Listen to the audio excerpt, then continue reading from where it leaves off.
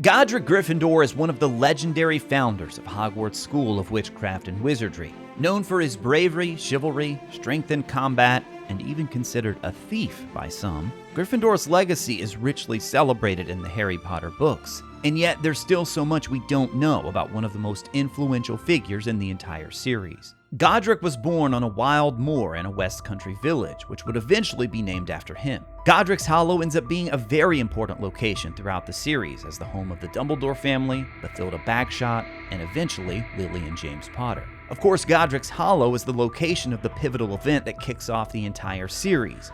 It's where Voldemort killed Lily and James Potter and attempted to kill their son Harry. Little is known about Godric's early days. We do know he was born sometime before the 10th century, and during this time, Muggles were aware of magic. Wizards practiced it more freely, as this was long before the International Statute of Secrecy. When fights or disagreements did arise between them, many wizards considered it unsporting to use magic against the traditional Muggle styles of combat. For this reason, many gifted wizards trained with swords and could fight just as effectively with them. Godric Gryffindor was one of these wizards, and he became known as one of the most accomplished duelists of his time, being adept at both Muggle and wizard combat. Godric even had a sword made for himself, which would go on to play a major role throughout the Harry Potter series. The enchanted sword of Gryffindor was forged by goblins, the most skilled metal workers in all of the wizarding world. The sword was made out of pure silver and set with rubies and engraved with the name of Godric Gryffindor just below the hilt. The story and making of the sword is an interesting one. King Ragnak I, finest of the goblin silversmiths, made the sword to Gryffindor's exact specifications. By the time he'd finished with the sword, though, he was so impressed with the final result,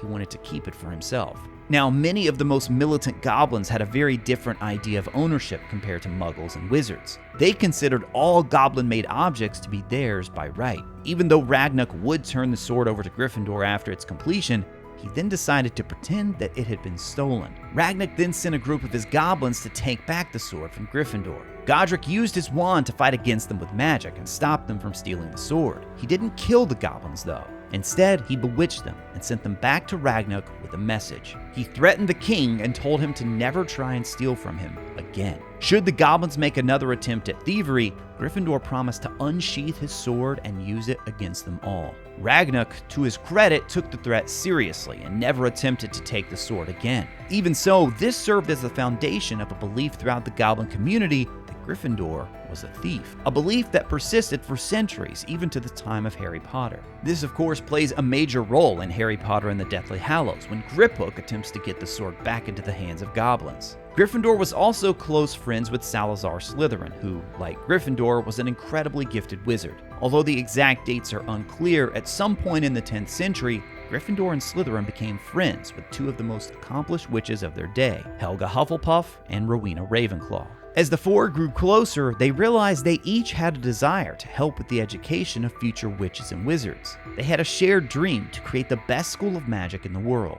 And so, together, they built Hogwarts and even taught classes in the early days of the school. They also established the 4 Hogwarts houses, which allowed them to focus on teaching students with virtues they valued the most. Gryffindor, of course, was known for his daring nerve and chivalry. He wanted students who valued bravery and boldness above all else. He chose the lion as the mascot for Gryffindor House, which seems like the perfect choice given that lions have been used throughout history to symbolize bravery, valor, and strength. Their house colors were red and gold. Plus, Gryffindor's had a warm and welcoming common room with a comfortable and cozy atmosphere. It was located in a tower behind the portrait of the Fat Lady on the 7th floor of Hogwarts. Gryffindor, like Slytherin, used a password system for getting inside the common room. There are high ceilings with exposed wooden beams, as well as a large fireplace flanked by plush armchairs and sofas. The walls were adorned with rich scarlet and gold tapestries, echoing Gryffindor's house colors and featuring the house emblem. The room is decorated with portraits of notable Gryffindors, with the exception of Godric himself. There are 2 staircases that lead to the boys' and girls' dormitories. The girls' staircase is under a spell so that if any boy attempts to enter, it will turn into a stone slide and prevent them from doing so. The dorm rooms are round with 4-poster beds and windows that overlook the Hogwarts grounds. As time passed, the founders realized they needed a more efficient way of sorting students, and it needed to be something that could outlive them after their passing. Gryffindor came up with the idea of using the very wizard hat upon his head to sort new students at the start of each term. The founders worked together to enchant the hat with their own values and preferences for sorting students. This became known as the Sorting Hat, which would serve its purpose perfectly for generations to come. Slytherin's house focused on only educating those born into magical families. Gryffindor focused on the brave and courageous. Ravenclaw wanted those with the most intelligence. Hufflepuff said she would teach them all and treat them just the same.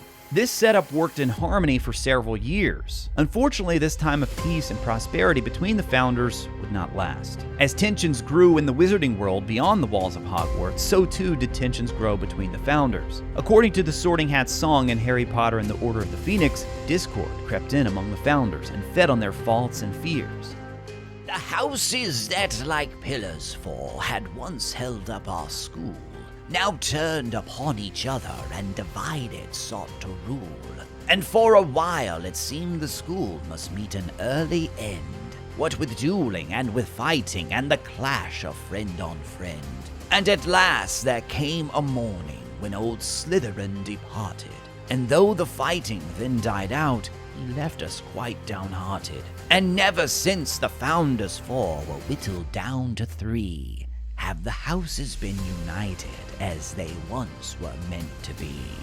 You see, Gryffindor was an outspoken voice against Muggle discrimination. Slytherin felt it was too great a risk to continue teaching Muggles at the school, considering the persecution many wizards were facing at the hands of violent Muggles. And this, of course, is a debate that would rage for years on end, affecting debates within the Fantastic Beasts series, and of course, even in the Harry Potter series. We know that Slytherin and Gryffindor were considered great friends, so we have to assume they had many conversations about this very topic. To modern witches and wizards, the answer may seem obvious, and yet, Muggles posed a very real threat to wizarding society during this time. Hufflepuff and Ravenclaw sided with Gryffindor, believing that unity and working with the Muggles would be their best long-term solution. The disagreement eventually turned violent, with Gryffindor and Slytherin fighting in a duel to determine the fate of the school. And considering what happens next, we have to presume that Gryffindor won the duel. Slytherin left the school. The legacy of Godric Gryffindor and the impact he had on the wizarding world starts with his role in the creation of the school, but ultimately it extends far beyond that. His strong defense of Muggleborns had an enormous impact on all of wizarding society for generations. The decision paved the way for witches like Hermione Granger and half-bloods like Harry Potter to attend the school. Ironically, even Tom Marvolo Riddle, heir of Salazar Slytherin, was a half-blood. Of course, it's easy to make Slytherin the bad guy, considering he created the Chamber of Secrets. He hid the basilisk inside with a plan to ultimately purge all non-pureblood wizards in the future. But as we know from the Sorting Hat song, the houses were never meant to be divided. The way the argument was handled by all of the founders led to centuries of division among witches and wizards at Hogwarts. Speaking of the Sorting Hat, it's another key piece of Gryffindor's legacy that extends beyond simply sorting students into their houses. On more than one occasion, the Sorting Hat issues warnings to the school through its song at the start of term feast. This definitely feels like more of a charm placed on the hat by Helga Hufflepuff. Even so, we know it was Gryffindor who came up with the initial idea for the hat and worked with the others to enchant it. The hat also had a direct connection to the Sword of Gryffindor, seemingly capable of summoning the sword at will anytime a true Gryffindor used the hat in a time of need. Perhaps Gryffindor put this ability into the hat because he feared goblins may try and take it again after his death. What Gryffindor could have never predicted is that his sword would eventually be used to slay Slytherin's basilisk, the basilisk of his once close friend who he had formed the school with all those years before. Nor could he have guessed that it would go on to destroy Horcruxes after absorbing the basilisk venom. Now, one of the biggest missing pieces to the legacy left by Gryffindor is whether or not he had any children. He's the only founder in the series who doesn't have a known descendant or heir. Even without an heir, we know of countless witches and wizards throughout the series who have a deep connection to his values and embody what he stood for. Some of the most iconic characters in the series are Gryffindors: Dumbledore, Harry, Ron, Hermione, and Neville, just to name a few. For such an influential figure for all of wizarding society,